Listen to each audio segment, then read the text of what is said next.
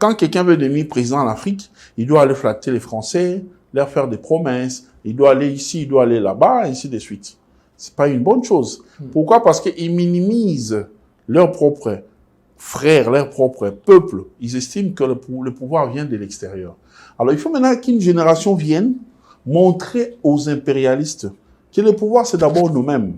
S'il faut travailler, s'il faut traiter, nous devons le faire d'égal à égal.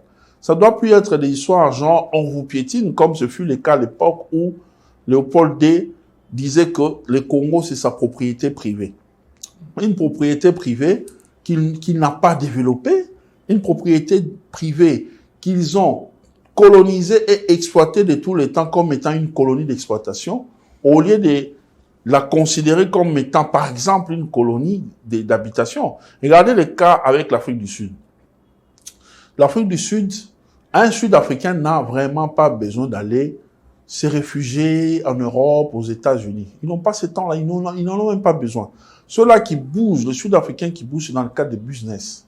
Ils viennent ici, ils sont là-bas dans le minerai, dans l'énergie et tout. Ils sont super bien chez eux. Ils n'ont pas besoin de bouger.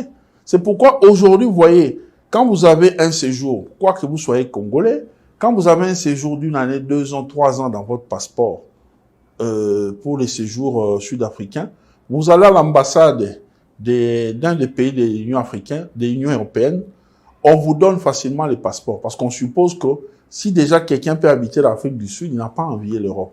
Pourquoi? Parce qu'ils ont eu des colons qui avaient l'essence de faire de leur colonie une colonie d'habitation où eux-mêmes, les Blancs, habitent là. Ils restent là.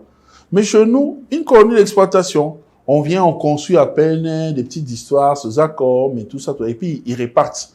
Si aujourd'hui on a des infrastructures même comme le Palais du Peuple, c'est parce que Mobutu avait coopéré à son temps avec les Chinois, ainsi de suite. Vous voyez?